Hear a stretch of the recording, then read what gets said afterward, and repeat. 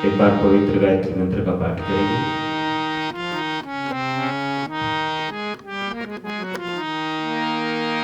ओम भूर्भुवः स्वः तत्सवितुर्वरेण्यं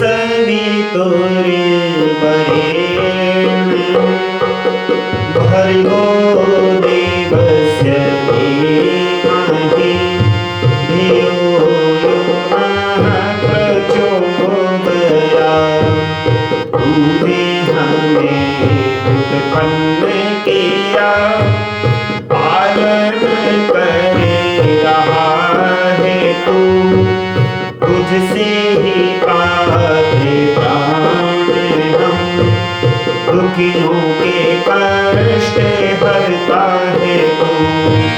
तेरा महान तेज है छाया हुआ सफेद स्नान, सृष्टि की वस्तु वस्तु में तू हो रहा है विद्यमान।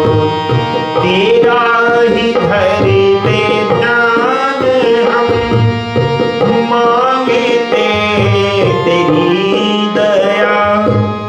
ईश्वर हमारी बुद्धि को श्रेष्ठ मार्ग पर चला, दाता हमारी बुद्धि को वेद मार्ग पर चला। आदरणीय कार्यक्रम में उपस्थित है आर्य जगत के सुप्रसिद्ध वैदिक विद्वान और गुरुकुल नोएडा के संचालक आदरणीय आचार्य जयेंद्र शास्त्री जी, आर्य समाज पंचकुला के आदरणीय समस्त पदाधिकारीगण, उपस्थित धर्म प्रेमी बंधु, वंदनीय मातृशक्ति। आज इस साप्ताहिक कार्यक्रम का उद्घाटन हुआ है, प्रारंभ हुआ है। दूसरी सभा इस कार्यक्रम की ये प्रारंभ हो रही है। सभी धर्म प्रेमी बंधुओं से निवेदन है कि वो सत्संग भवन में उपस्थित हों और आगंतुक विद्वानों के उपदेशों को सुनकर के धर्म लाभ उठाएं। जैसा कि आप सभी को विदित है, सायंकालीन सभा में जो विचार रखे जाने हैं वो है स्वाध्याय से स्वतंत्रता कि हम स्वाध्याय क्यों करें, स्वाध्याय हमारे जीवन में क्यों आवश्यक है। तो स्वाध्याय को ऋषि मुनियों ने जो योग के 8 अंग हैं, उन 8 अंगों के अंदर एक अंग आता है यम। उस यम के अंदर भी इस स्वाध्याय को रखा गया है। यम के जो भाग आते हैं आप विचार करें,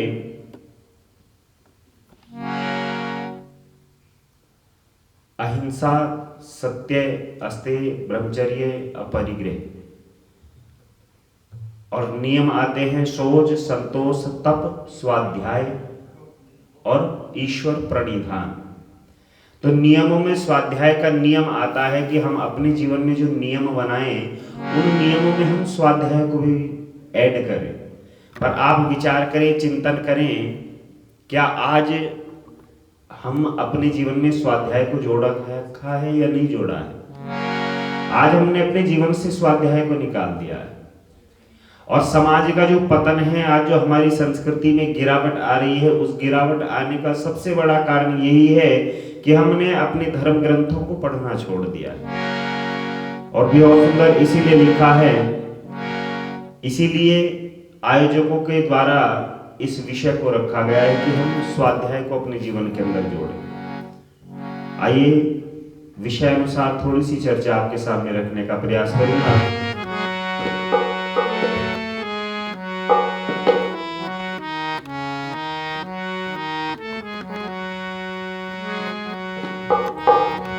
कि कहना यम का मान ले मानव, क्यों डरता यमराज से।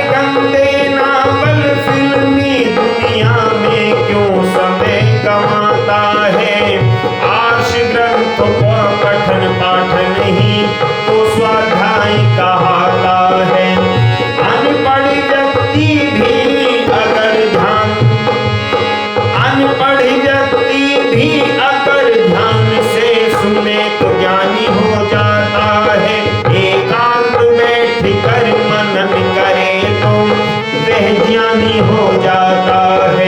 एकांत बैठ कर मनन करे तो वह ज्ञानी हो जाता है। उत्तम पुस्तक मित्र है तेरी, उत्तम पुस्तक मित्र है तेरी, लाओ आर्य समाज से जीवन सुखी बनेगा तेरा, नियम निभा ले आज से। कहना यम का मान ले मानव, क्यों डरता यमराज से, जीवन सुखी बनेगा तेरा, नियम निभा ले आज से। जीवन सुखी बनेगा तेरा, नियम निभा ले आज से। हम विचार करें कि स्वाध्याय हमारे जीवन में क्यों आवश्यक है। आप आजकल जो स्वाध्याय मानते हैं, पुस्तकों को पढ़ना ही हम केवल स्वाध्याय मानते हैं, पर हमारे ऋषि मुनियों ने जो ब्रह्म यज्ञ का प्रावधान किया, उस ब्रह्म यज्ञ के अंदर भी हम क्या करते थे जी? स्वाध्याय करते थे। स्वाध्याय को अगर तोड़ करके इस शब्द को पढ़ेंगे तो क्या आएगा? स्व अध्याय, अपने जीवन का अध्याय। हम अपने जीवन के विषय में विचार करें, हम चिंतन करें कि हम अपने जीवन में क्या कर रहे हैं, किस ओर जा रहे हैं। आज हम अपने जीवन का स्वाध्याय नहीं करते, या करते हैं? पहले ब्रह्मयज्ञ में बैठते थे, प्रातःकाल बैठते थे तो विचार करते थे कि रात्रि में हमसे कोई पाप तो नहीं हुआ, और अगर हुआ है तो हम अपने जीवन में विचार करेंगे, उस पाप कर्म को दूर करने का प्रयास करेंगे। सायकालीन संध्या में बैठते थे, तब विचार करते थे कहीं पूरा दिन हमने कोई पाप कर्म तो नहीं किया। पूरे दिन का अपना आकलन हम किया करते थे, पर आज भी कोई बैठ करके इन बातों का विचार करता है? नहीं करते। विचार करना चाहिए, क्योंकि आप देखें जो होशियार दुकानदार होता है ना, वो क्या करता है? वो अपनी दुकान का हिसाब रोज का रोज लगाता है, या एक हफ्ते में एक बार या 15 दिन में एक बार अपनी दुकान का हिसाब लगाता है। जो अच्छा बिजनेसमैन होगा वो अपना हिसाब रोज का रोज ही लगाएगा। उसको पता चलता रहेगा तेरा बिजनेस घाटे में चल रहा है कि तेरा बिजनेस फायदे में चल रहा है। और हम अपनी जिंदगी का हिसाब कब लगाना चाहते हैं जी? कहेंगे बहुत उम्र पड़ी है, बुढ़ापे में देखेंगे भगवान को, बुढ़ापे में हिसाब किताब कराएंगे। हम विचार करें, हम जान ही नहीं पाते हैं कि हम किस ओर जा रहे हैं। हम सही मार्ग पर जा रहे हैं अथवा हम गलत मार्ग पर जा रहे हैं। और किसी शायर ने देख करके लिखा कि चले जा रहे हैं, न मंजिल न मकसद न तैयारियां। हम विचार नहीं कर रहे, हम तो बस चल रहे हैं। इसीलिए बहुत सुंदर कवि ने समझाने का प्रयास किया है, बताने का प्रयास किया है।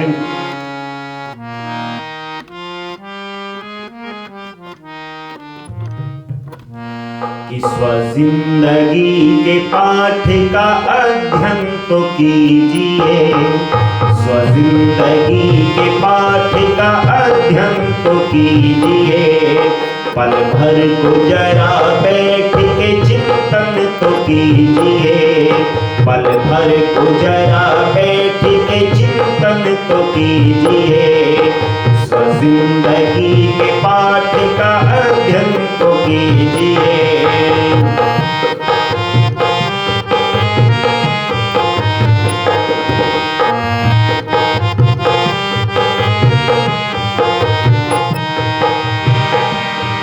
जीवन के आईने में अपने आप को निखार, जीवन के आईने में अपने आप को निहार, जीवन के आईने में अपने आप को निहार, अपने आप को निहार, अपने में अपने आप का दर्शन तो कीजिए, अपने में अपने आप का दर्शन तो कीजिए, स्वजिंदगी के पाठ का अध्ययन तो कीजिए।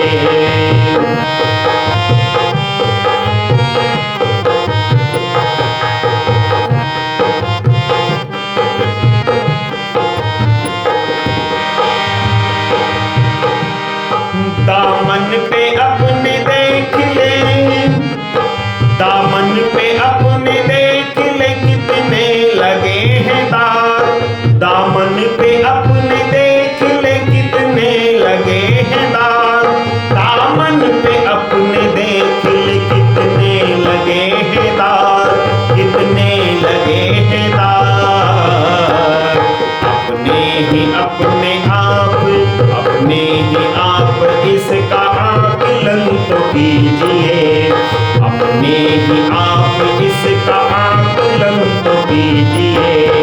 पल भर को जरा बैठ कर चिंतन तो कीजिए, स्वजिंदगी के पाठ का अध्ययन तो कीजिए।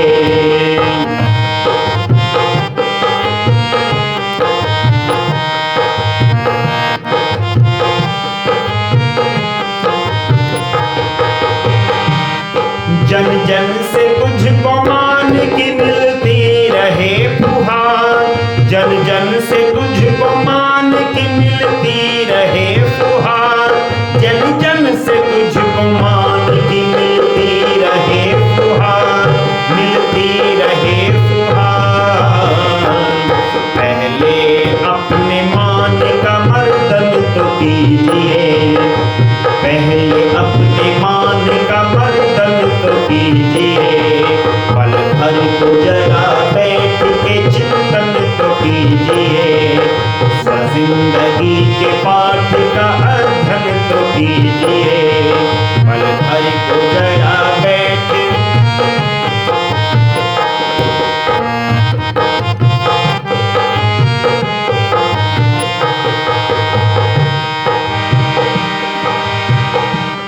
विषयों के विषधरों का न जब बीच, विषयों के विषधरों का न जब ही पड़े असर, विषयों के विषधरों का ही जब ना पड़े असर, विषयों के विषधरों का न जब ही पड़े असर, न जब ही पड़े असर।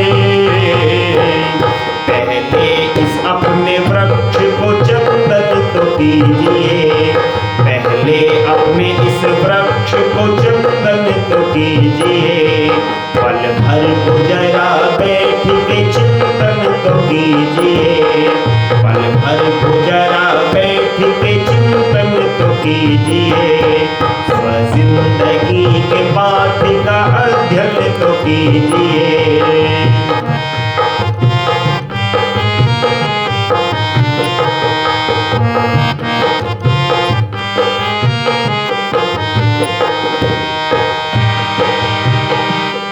हृदय के मंदिर में ही तुमको मिले ईश्वर, हृदय के ही मंदिर में ही तुमको मिले ईश्वर, हृदय के मंदिर में ही तुमको मिले ईश्वर, तुमको मिले ईश्वर।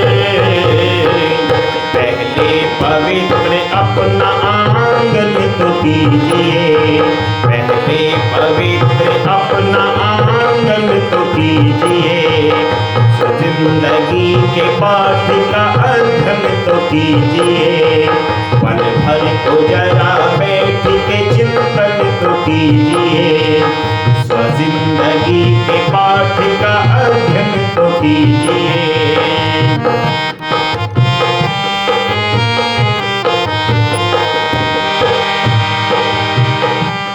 कृष्ण दत्त ईश्वर का ही तुमको मिलेगा प्यार, कृष्ण दत्त ईश्वर का ही तुमको मिलेगा प्यार, कृष्ण दत्त ईश्वर का ही तुमको मिलेगा प्यार, तुमको मिलेगा प्यार।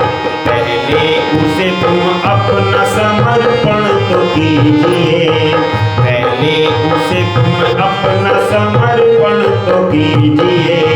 पहले तुम अपना उसको समर्पण तो कीजिए। स्वजिंदगी के पाठ का अध्ययन तो कीजिए। स्वजिंदगी के पाठ का अध्ययन तो कीजिए। पल भर को जरा बैठ के चिंतन तो कीजिए। पल भर को जरा बैठ के चिंतन तो कीजिए। हम विचार करें, क्या आज हम अपने जीवन का स्वाध्याय कर रहे हैं? ना तो हमने अपने धर्म ग्रंथों को पढ़ा और ना ही हमने अपने जीवन को निहारने का प्रयास किया। हम स्वाध्याय से आज दूर होते चले जा रहे हैं। हमको तो सिखाया जा रहा है हम जिए हमारी मस्ती में, चाहे आग लगे, खाओ पियो मौज करो। इस जीवन के उद्देश्य के विषय में सोचने की कोई जरूरत नहीं है। ये जीवन तो भगवान ने दिया है, सबसे अच्छा दिया है, खाने पीने के लिए दिया है, और हम इसी बात में गौरवान्वित होते फिरते हैं कि हमारा शरीर तो सबसे उत्तम है। परंतु विचार करें, चिंतन करें, इस उत्तम शरीर को प्राप्त करने के बाद भी अगर हमको धर्म का ज्ञान नहीं हुआ, अगर हमने विद्या की प्राप्ति नहीं की, अगर हमने स्वाध्याय नहीं किया, तो फिर हमारे शरीर कैसा हो जाएगा? तो विद्वानों ने लिखा है, ये शाम न विद्या न तपो न दानम न ज्ञानम न शीलम न गुणो न धर्मः ते मृत्युलोके भूरि भारभूता मनुष्य रूपेण मृगाश्चरन्ति। फिर हम में और पशु में क्या अंतर रह जाएगा? हम विचार करें, आज हम अपने जीवन का अध्ययन नहीं कर रहे हैं, और अध्ययन नहीं कर रहे हैं इसी का कारण है कि आज हम घरों में लड़ाई झगड़े, परिवारों में लड़ाई झगड़े। अच्छा, परिवार में किसी दो व्यक्तियों का विवाद हो जाए और एक व्यक्ति को समझाने लगे तो क्या कहेगा? सारी गलती मेरी थोड़ा ही है, इसकी भी तो गलती है। और दूसरा कहेगा नहीं, मेरी कोई गलती नहीं है, इसी की गलती है। अच्छा, हम स्वाध्याय करते हैं क्या? फिर हम विचार नहीं करते, हम चिंतन नहीं करते। अगर हम अपनी गलती को स्वीकार कर लें तो फिर झगड़ा बढ़ेगा कि घटेगा? पर जानता है कि हाँ गलती मेरी, पर मानने के लिए तैयार नहीं। आज हम विचार करें, स्वाध्याय के द्वारा जाने कितने घरों के लड़ाई झगड़े कष्ट क्लेश मिट जाते हैं, परंतु स्वाध्याय करना नहीं चाहते। हम अपनी गलती नहीं मानना चाहते। आज भी लोग कहते हैं जी क्या करें, सनातन घटता क्यों जा रहा है, हमारे ऊपर ऐसे ऐसे आक्षेप क्यों है? क्योंकि हमने स्वाध्याय छोड़ दिया है। और स्वाध्याय ना होने का कारण यह है, आज आप देखें समाज के अंदर जो कन्वर्जन हो रहा है। अच्छा, कौन लोग कन्वर्ट हो रहे हैं जी? मुसलमान लोग कन्वर्ट हो रहे हैं कि ईसाई लोग कन्वर्ट हो रहे हैं कि जैनी लोग कन्वर्ट हो रहे हैं कि बौद्ध लोग कन्वर्ट हो रहे हैं? हिंदू हो रहे हैं। क्यों हो रहे हैं? क्योंकि हमने स्वाध्याय छोड़ दिया है। हमको यही नहीं पता है कि हमारे शास्त्रों में क्या लिखा है, और हम कुछ लोग उनको समझाने का प्रयास करते हैं तो वो फिर हमारी नहीं मानते। इसीलिए कहा है कि स्वाध्याय बहुत आवश्यक है। हम अपने जीवन में स्वाध्याय करेंगे तो हमारी जो बुद्धि प्रखर होगी, क्या बात सही है क्या बात गलत है, इस बात को करने का निर्णय हमारे जीवन के अंदर आएगा। और इसीलिए कहा है कि स्वाध्याय के द्वारा क्या होता है? स्वाध्याय के द्वारा हम सत्य और असत्य का विचार कर सकते हैं। अगर गलती हमारी है तो हम अपनी गलती को मानें, और गलती दूसरे की है तो उसको समझाने का प्रयास करें। और विद्वानों ने कहा है कि स्वाध्याय के द्वारा हम क्या करें? दूसरों के गुणों को देखें। ऋषि दयानंद जी महाराज भी लिखते हैं, अच्छी बात जहां से मिले वहीं से हमको स्वीकार कर लेनी चाहिए। पर आज कुछ आदत ऐसी बन गई है लोगों की, वो दूसरे की अच्छाई को नहीं देखते, वो दूसरे की बुराई को देखते। परंतु विद्वानों ने कहा है, बहुत सुंदर लिखा है, कवि ने लिखने का प्रयास किया है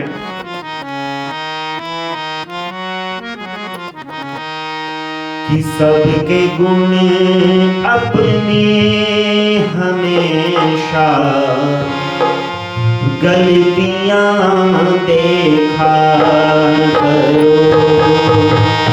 सबके गुण अपने हमेशा गलतियां देखा करो। जिंदगी की हूबहू तुम्हें झलकी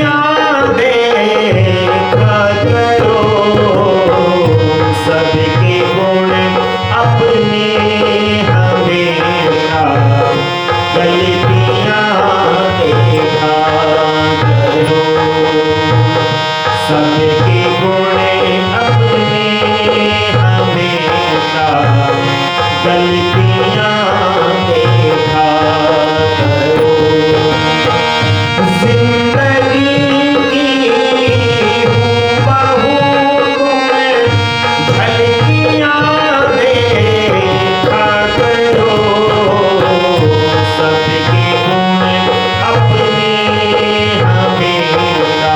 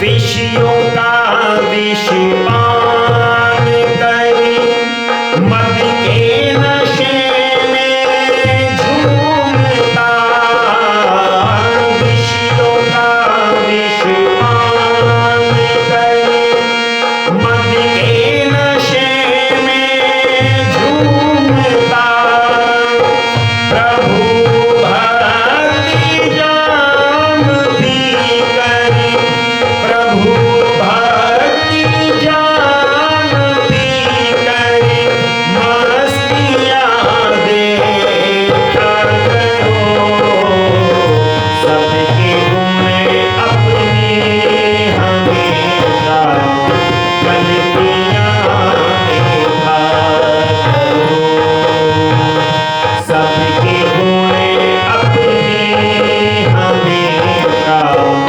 गलतियाँ देखा करो, जिंदगी की हुबहू झलकियाँ देखा करो, सबके गुण अपनी हमेशा।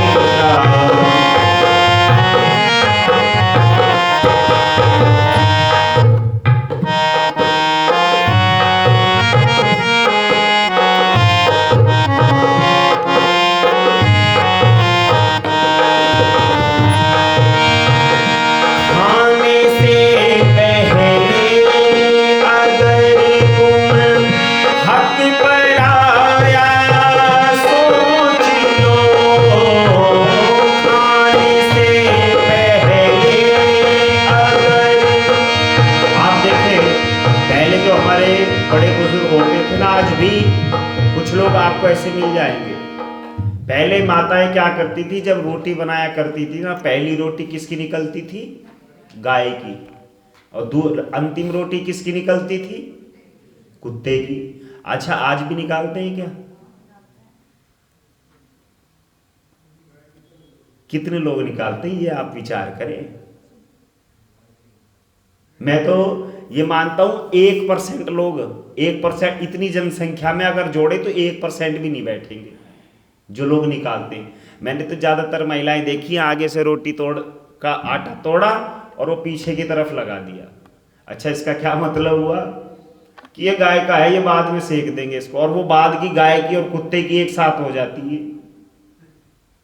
पहले हम पशुओं के लिए भी अन्न निकाला करते थे, भाग निकालते थे। खेतों में किसान भी क्या करते थे, एक कोने पर थोड़ी सी फसल को छोड़ देते थे। पर अब धीरे धीरे विचार परिवर्तन हो रहे हैं, आचार परिवर्तन हो रहे हैं, और ये सब चीजें धीरे धीरे खत्म होती चली जा रही। इसीलिए ऋषि मुनियों ने परोपकार के लिए, जीव जंतुओं के लिए एक यज्ञ का प्रावधान किया, और वो कौन सा है, बलि वैष्णोदेव यज्ञ। हम विचार करें, हम चिंतन करें, सनातन वैदिक धर्म के अंदर जितने भी कर्मकांड हमारे ऋषि मुनियों ने दिए हैं, उनका कहीं ना कहीं कोई ना कोई वैज्ञानिक कारण है। ये स्वाध्याय का जो प्रकरण चल रहा है, ये जो हमारे ऋषि मुनियों ने ब्रह्मयज्ञ का प्रावधान दिया, ये किस लिए था? ये स्ट्रेस, ये तनाव से मुक्ति के लिए था। अब जब मनोरोग चिकित्सक के पास आप जाएंगे ना, तो हमको क्या कहते हैं, थोड़ा बहुत मेडिटेशन किया करो। अच्छा कहते कि नहीं कहते? हमारे ऋषि मुनि लोग प्रातः शाम दोनों समय मेडिटेशन किया करते थे। इससे उनकी बुद्धि भी प्रखर रहती थी और दुखों से भी छूट जाते थे। और आज भी मेडिटेशन करते हैं क्या? आज कोई करता ही नहीं है। इसीलिए आप देखें, विचार करें। अच्छा पहले लोग, जब लोग अनपढ़, हम कहते हैं ना पुराने लोग अनपढ़ हुआ करते थे, पहले लोग ज्यादा पढ़े लिखे नहीं थे, पर ये हमको पढ़ाया गया है। हमारे देश में साक्षरता स्वरूप सबसे ज्यादा थी। अगर आप मैकाले के पत्रों को पढ़ेंगे तो मैकाले अपने पत्रों में साफ साफ लिखता है अपने पिता को कि जिस समय मैं भारत के अंदर आया और मैंने भारत में घूमा तो मैंने यहां कोई व्यक्ति अशिक्षित नहीं देखा, यहां मैंने कोई भिखारी नहीं देखा भारतवर्ष के अंदर। और आज आप देख लीजिए, जिस समय इंग्लैंड के अंदर चर्च में पहला विद्यालय खुला उस समय भारत के अंदर 7.5 लाख गुरुकुल चला करते थे। अंग्रेज आए, अंग्रेजों ने वैदिक शिक्षा को यहां पर समाप्त किया और अपनी अंग्रेजी शिक्षा को हमारे ऊपर थोप करके चले गए और हम आजादी के बाद भी अपनी शिक्षा को लागू नहीं कर पाए। हम आज भी अंग्रेजों के द्वारा बनाए गए शिक्षाओं को उन्हीं की अंग्रेजी को पढ़ रहे हैं, अंग्रेजी को अच्छा मानते हैं, क्योंकि स्वाध्याय नहीं कर रहे हैं, विचार नहीं कर रहे हैं, चिंतन नहीं कर रहे हैं कि क्या चीज हमारे लिए अच्छी है और क्या चीज हमारे लिए बुरी है। इसीलिए कहा है कि खाने से पहले अगर तुम हक पराया सोच ले, कितने भूखों की है इसमें, कितने भूखों की है इसमें रोटियां देखा करो, सबके गुण अपने हमेशा गलतियां देखा करो, सबके गुण अपने हमेशा गलतियां देखा करो। जिंदगी की हुबहू झलकियां देखा करो, सबके गुण अपने हमेशा गलतियां देखा करो।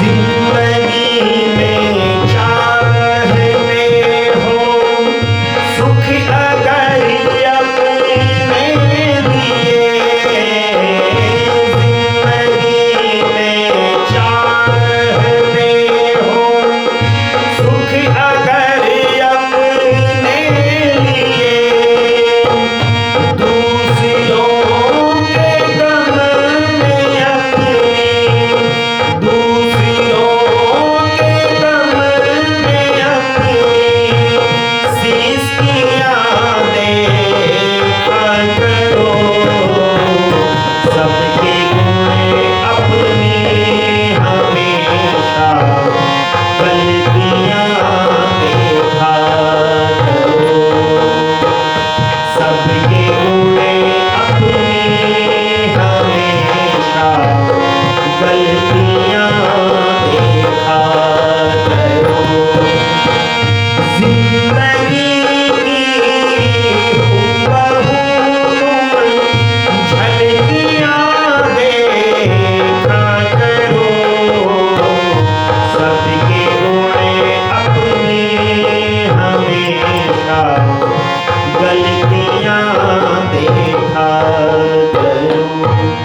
कहा सबके गुण अपनी हमेशा गलतियां देखा करो। एक व्यक्ति कहने लगा जी आप इस गीत को कैसे गा सकते हो? अरे ऋषि दयानंद जी महाराज ने तो सब में बुराइयां बुराइयां देखी, उन्होंने किसी की अच्छाई नहीं देखी।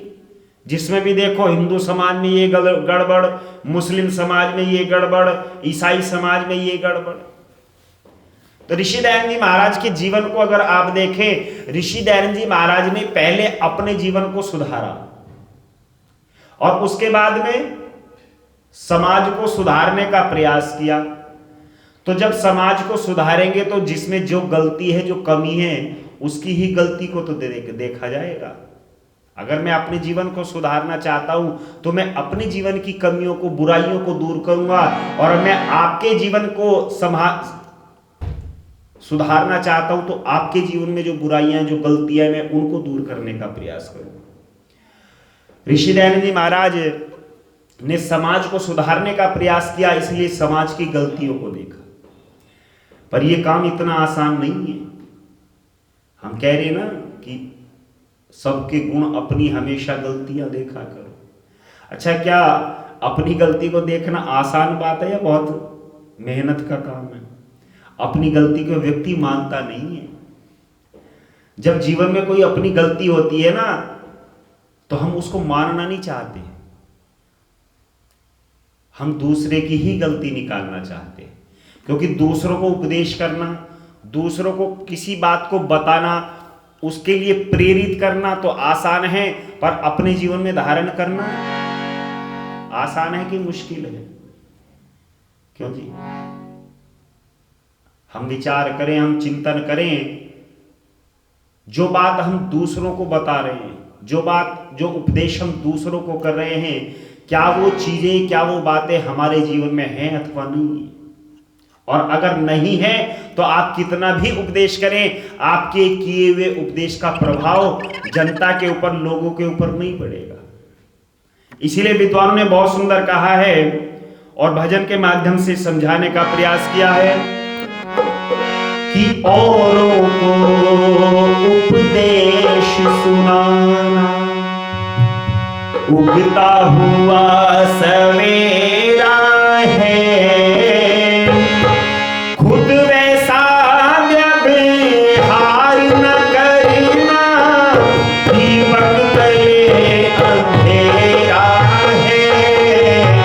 औरों को उपदेश सुनाना, जलता हुआ उगता हुआ सवेरा है, खुद वैसा व्यवहार न करना, दीपक तले अंधेरा है।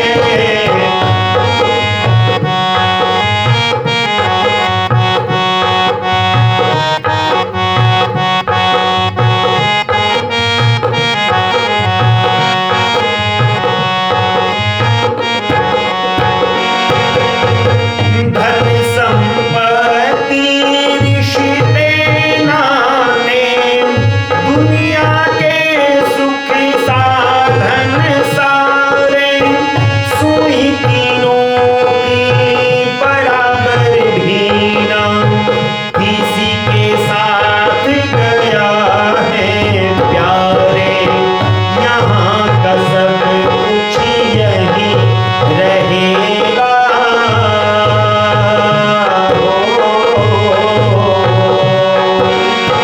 यहाँ का सब कुछ यही रहेगा। चिड़िया रेन बसेरा है, खुद वैसा व्यवहार न करना, दीपक तले अंधेरा है। औरों को उपदेश सुनाना, उगता हुआ सवेरा है, खुद वैसा व्यवहार न करना, दीपक तले अंधेरा है।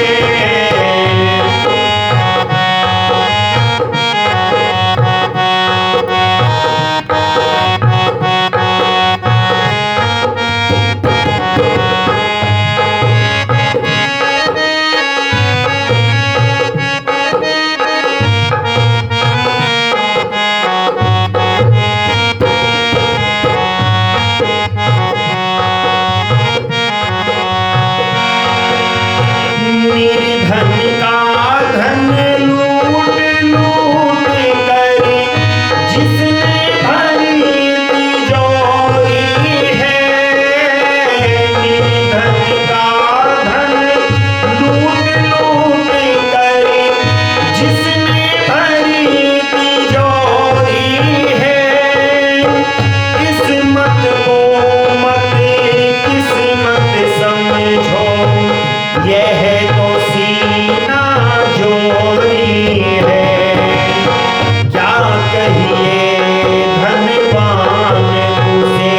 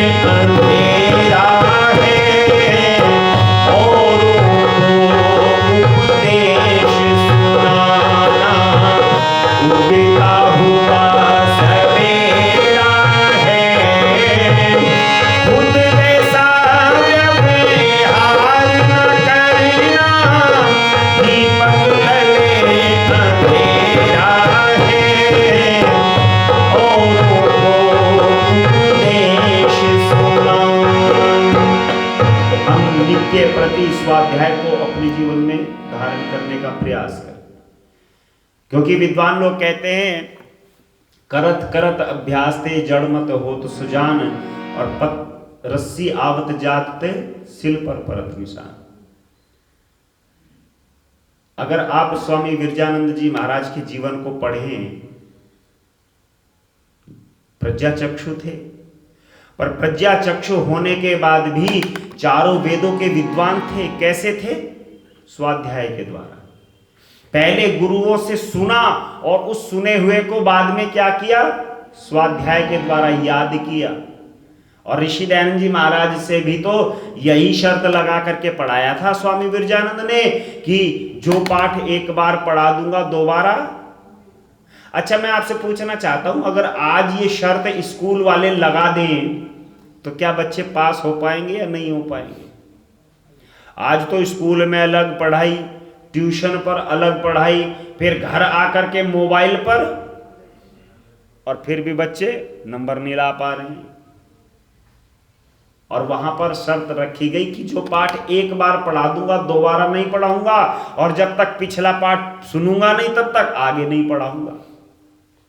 हम विचार करें, स्वाध्याय जब तक हमारे जीवन में नहीं होगा तब तक हमारे जीवन का कल्याण नहीं होगा। इसीलिए विद्वानों ने कहा है कि हम क्या करें, हम अपने जीवन में नित्य प्रति स्वाध्याय को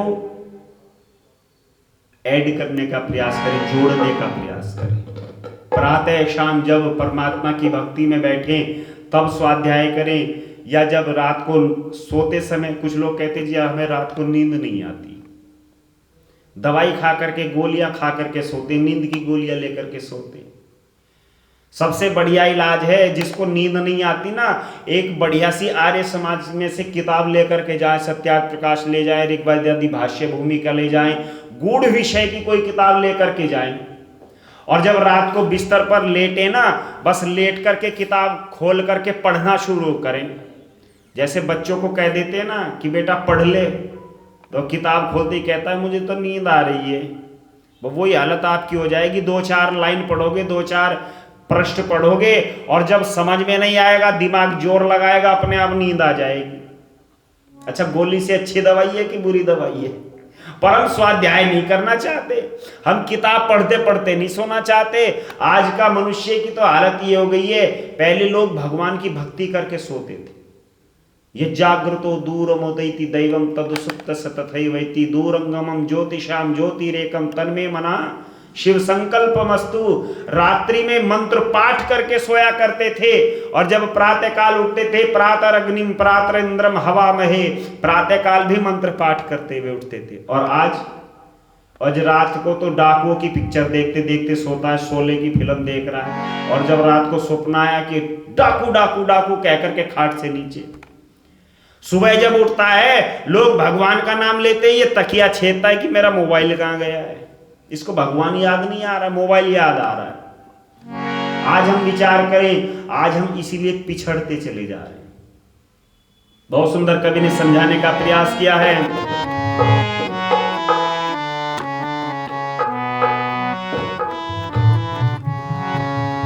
कि नित्य स्वाध्याय सत्संग करते रहो, एक दिन प्राप्त सद्ज्ञान हो जाएगा।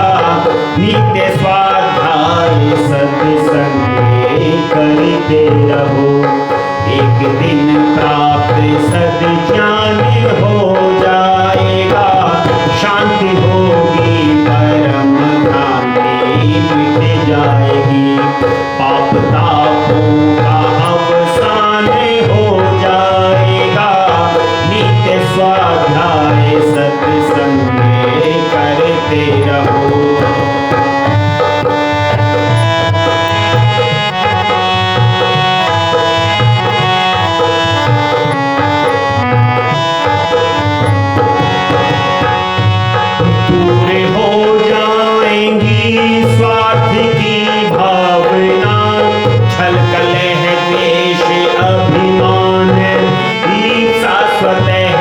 दूर हो जाए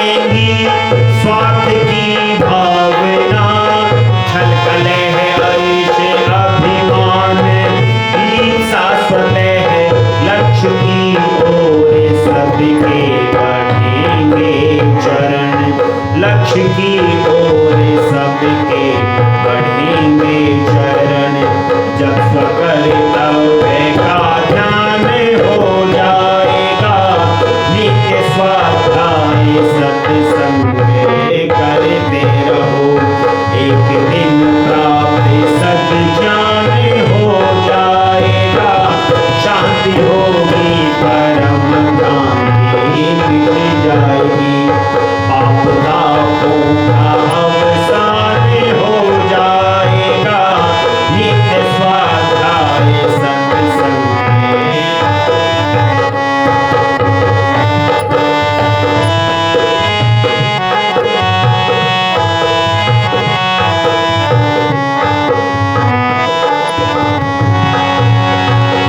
पुष्प जो ही खिला, बाग सुरभित हुआ, रंग हमकों की आने लगी टोलियां।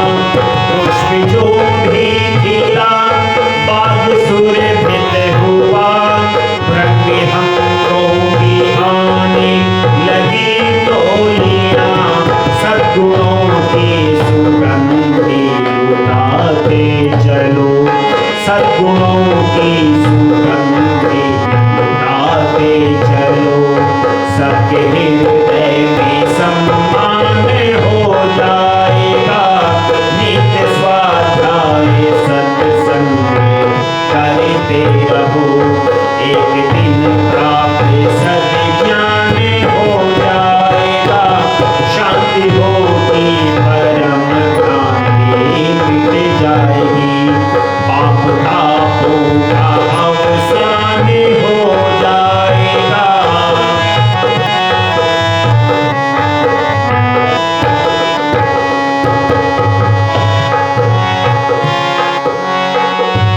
तन से सेवा करो, मन से सद्भावना, धन से हरिए दुखी दीन की दीनता। तन से सेवा करो, मन से सद्भावना, धन से हरिए दुखी दीन की दीनता। पुत्र भगवान के हैं, इन्हें खुश करो। पुत्र भगवान के हैं, इन्हें खुश करो। तुमसे खुश आप भगवान हो जाएगा। शांति होगी परम भ्रांति मिट जाएगी, पाप तापों का अवसान हो जाएगा। नित्य स्वाध्याय सत्संग करते रहो।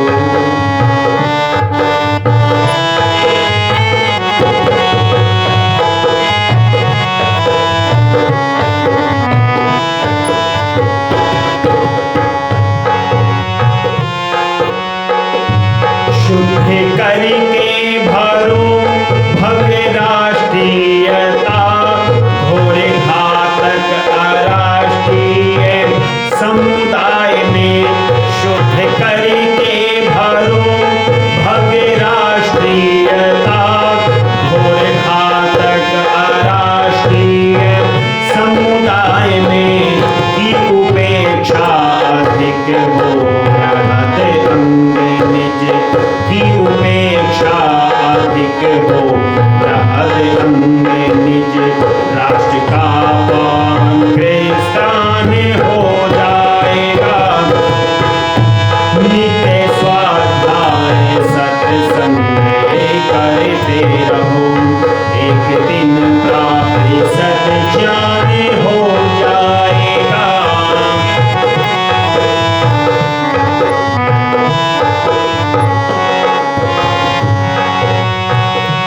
आपड़ी है कड़ी आपदा की घड़ी, आरियों जिम्मेदारी है तुम पे बड़ी।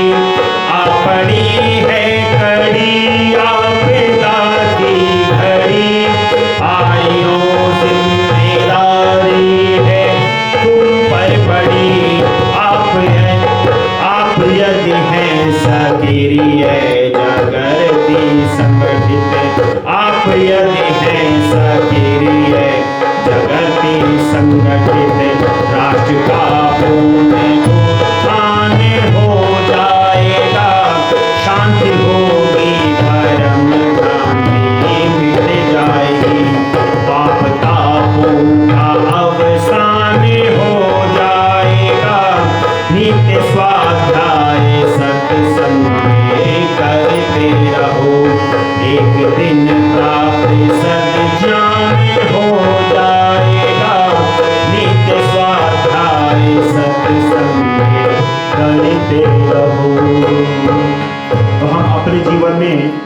नित्य प्रति स्वाध्याय को अपनाने का प्रयास करें, क्योंकि स्वाध्याय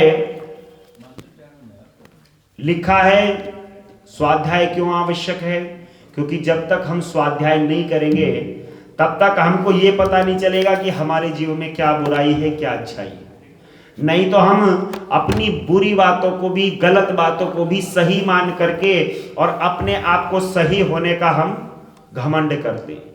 पर कभी कभी जब स्वाध्याय करते हैं, विचार करते हैं, चिंतन करते हैं, तब सत्य और असत्य का पता चलता है। इसीलिए ऋषि दयानंद महाराज ने लिखा, सब काम धर्मानुसार, अर्थात सत्य और असत्य को विचार करके करने चाहिए।